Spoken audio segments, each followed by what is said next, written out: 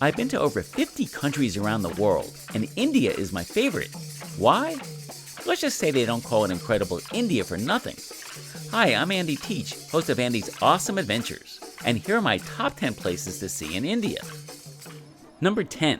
The India Gate.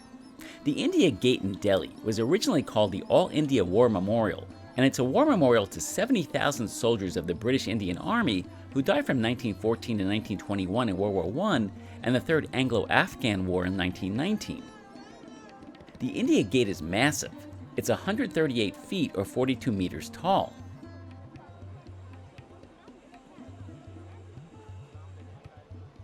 In 1972, following India's victory over Pakistan in the 1971 Indo-Pakistani War, a small structure consisting of a black marble pedestal with a reversed rifle, capped by a war helmet, bounded by 4 eternal flames, was built beneath the memorial archway. This structure, called Amar Jawan Jyoti, or the Flame of the Immortal Soldier, has served as India's Tomb of the Unknown Soldier. Amar Jawan Jyoti was inaugurated by the then Prime Minister Indira Gandhi in 1972. Amar Jawan Jyoti is manned round the clock by soldiers from the 3 services of the Indian Armed Forces. Number 9. Jaisalmer Fort. Jaisalmer Fort in Jaisalmer was built in 1156 AD, and it gets 500,000 visitors a year. The fort rises 25 stories from the desert floor and can be seen from 30 miles away. It's perhaps the most unique fort in India for 2 reasons. First, it contains 7 beautifully ornate Jain temples inside the fort. These temples date back to the 12th through 15th centuries and are dedicated to various Jain Tirthankaras or hermits. On the walls of the temples, you can find animal and human figures carved in the famous Dilwara style. Second, it is a rare living fort, where thousands of people actually live inside the fort's walls. As a result, we find many Havelis, large houses or mansions often built by wealthy merchants in Rajasthani towns and cities in North India with ornate sandstone carvings. Some Havelis are many hundreds of years old. Number 8. Ranthambore National Park. The park features diverse wildlife such as samba deer, Indian peafowl, white-spotted deer, wild boar, antelopes, tiger birds, crocodiles, and monkeys. But I came here for one reason and one reason only, to see a wild tiger. रुको तो सही 2 minute देख लें तो दो यार पर्यटक को झलक तो देखने दो पीछे लो Number 7. Mehrangarth Fort and Museum. The fort is located in Jodhpur, the Blue City, and it's one of my favorite forts. It's imposing from the outside, but what stands out for me are the beautiful palaces inside. The fort is one of the largest forts in India. Built around 1460 by Rao Jodha, the fort is situated 410 feet or 125 meters above the city. There are 7 gates, which include Jaipal, meaning Gate of Victory, built by Maharaja Man Singh to commemorate his victories over the Jaipur and Bikaner armies. Within the fort are several ornately crafted and decorated palaces. These include the Phul Mahal, or Flower Palace,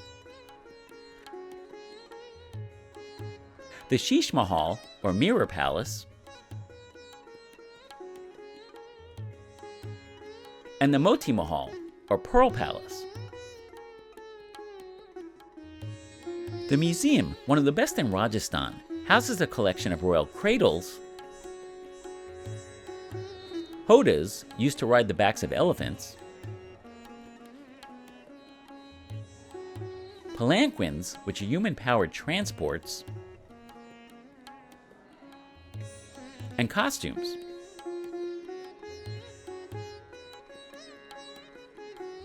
The ramparts of the fort exhibit preserved old cannon and provide a great view of the city. Number 6. The Hawa Mahal. The Hawa Mahal, or Palace of Winds, is in Jaipur, the Pink City, and it's one of my favorite buildings architecturally, not just in India, but in the world. With the sun shining on it, the building is stunning. It's made from red and pink sandstone and is devoted to Krishna and thus in the shape of Lord Krishna's crown. The structure was built in 1799 by Maharaja Sawi Pratap Singh. Its unique 5-story exterior is similar to the honeycomb of a beehive, with its 953 small windows called jorokas decorated with intricate latticework. The original intent of the lattice design was to allow royal ladies to observe everyday life and festivals celebrated in the street below without being seen, since they had to obey the strict rules of Purdah, which forbade them from appearing in public without face coverings. This architectural feature also allowed cool air to pass through, thus making the whole area more pleasant during the hot summers.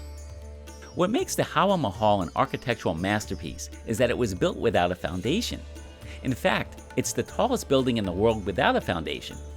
The building manages to stay upright because of its curved shape. Number 5. Varanasi. Varanasi is the spiritual capital of India.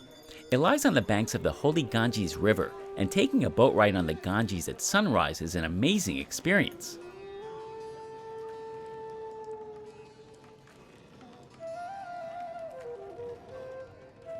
During my boat tour, I saw many beautiful temples and ghats.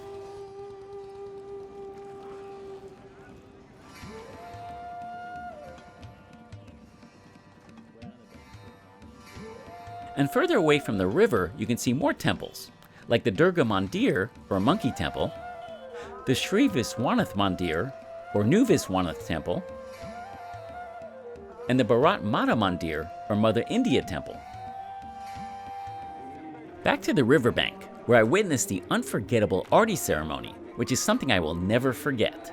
The spiritually uplifting Aarti ceremony takes place nightly facing the Ganges River to honor the river goddess Ganga. It lasts approximately 45 minutes. The Aarti is performed by a group of young pandits or priests, all draped in saffron-colored robes. This ceremony includes songs, fire, flowers, incense, oil lamps, conch shells, peacock feathers, and yak-tail fans, all of which are symbolic. The purpose of Aarti is to show humility and gratitude to God's divine form. Through the Aarti, a commitment is made to the Lord Shiva as well as to the whole universe made by Lord Shiva.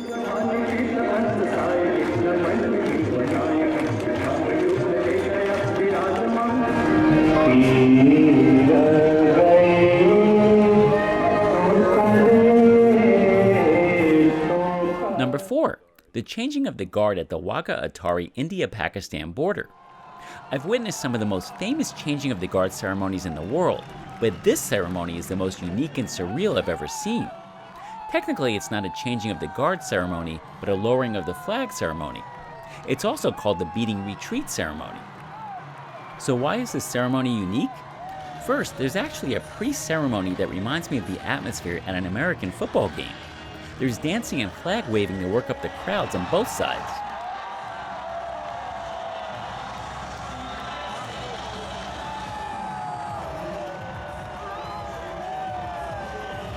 Second, I don't know of any other changing of the guard ceremony like this where two countries participate together. And not just any two countries, but two countries whom many consider enemies, who have fought 3 wars since India's independence in 1947. Third, the ceremony is conducted in a stadium that holds 20,000 people. Once the ceremony starts, there's lots of taunting to intimidate and outdo the other side, but it's also being done through cooperation and with respect. This is the start of the actual flag lowering ceremony, which first began in 1959 as a goodwill gesture.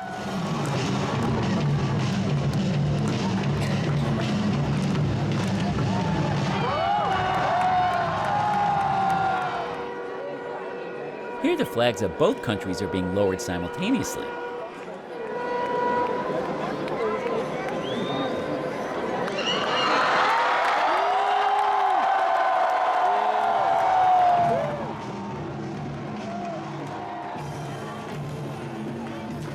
After the flags are lowered, the taunting continues one last time and the gate closes. The ceremony ends only to begin again the following night. Number 3. The Dussehra Festival in Delhi. Seeing the spectacular Dussehra Festival was one of the highlights of my trip to India. There were thousands of people in attendance to see the grand finale of Dussehra, the burning of 3 60-foot effigies, which represents the triumph of good over evil. Before the burning of the effigies, there's a fireworks show. Dussehra is celebrated on the 10th day of the Hindu autumn month of Ashvin, which is between September and October each year. It's celebrated differently in different parts of the country. Dussehra celebrates the triumph of good over evil with the death of the 10-headed demon king Ravana at the hands of Lord Rama. Ravana had abducted Rama's wife, but Rama and his wife reunited after the slaying of Ravana.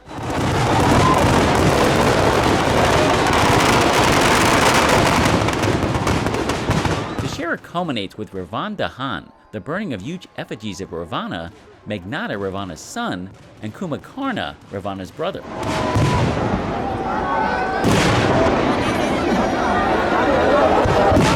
As you can see, it's quite spectacular.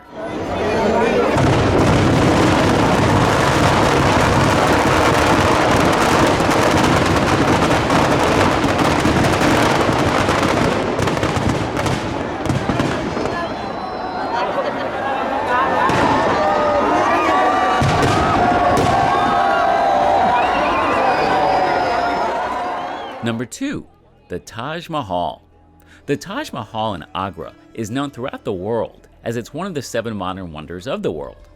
The Taj Mahal, meaning crown of the palace, is an ivory white marble mausoleum.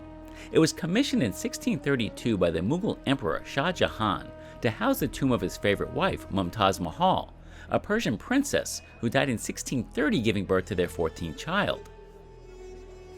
Most of the construction of the mausoleum was completed by 1643, but the entire complex wasn't completed until 1653, at a cost in today's dollars of over $800 million.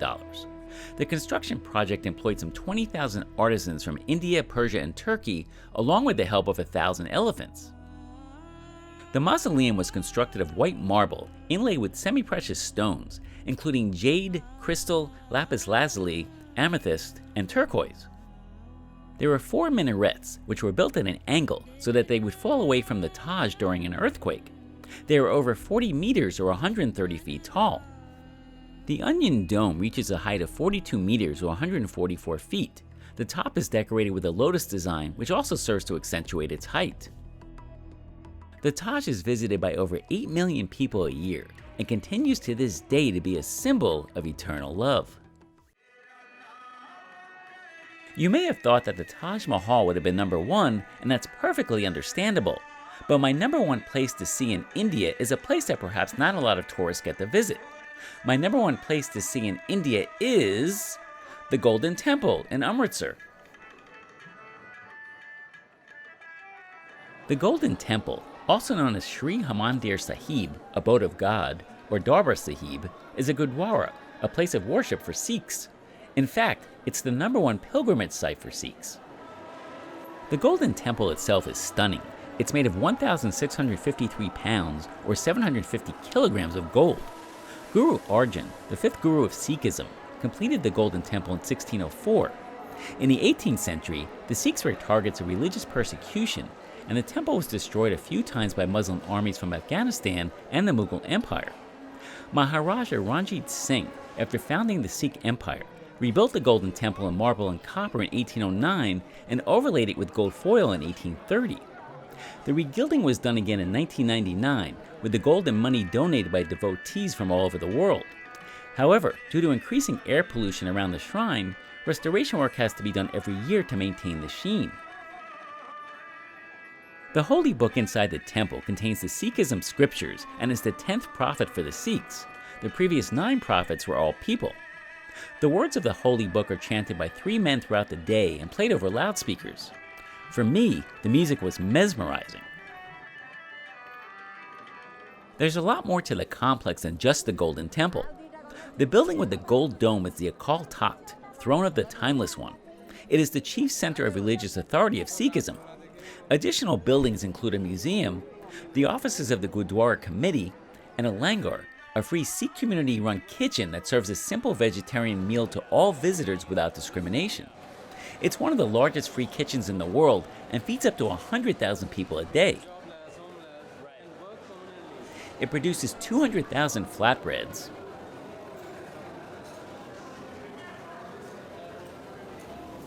1.5 tons of lentil soup, 7,000 kilograms or 15,000 pounds of wheat flour, 1,200 kilograms of rice, 500 kilograms of ghee or clarified butter, while using 5,000 kilograms of firewood, all on a daily basis. Everybody gets a hot meal regardless of caste, creed, and religion. The kitchen is run by 450 staff, helped by hundreds of other volunteers. Volunteers also wash the 300,000 plates, spoons, and bowls used in feeding the people. The utensils are washed in 3 rounds to ensure that the plates are perfectly clean to be used again. The yearly budget of the langar runs into hundreds of millions of dollars.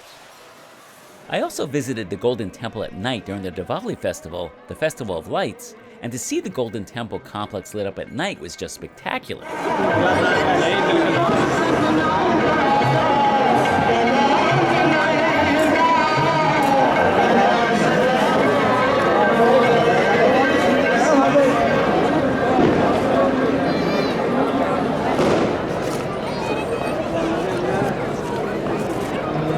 Well, I hope you enjoyed my top 10 places to see in India. Thanks for watching.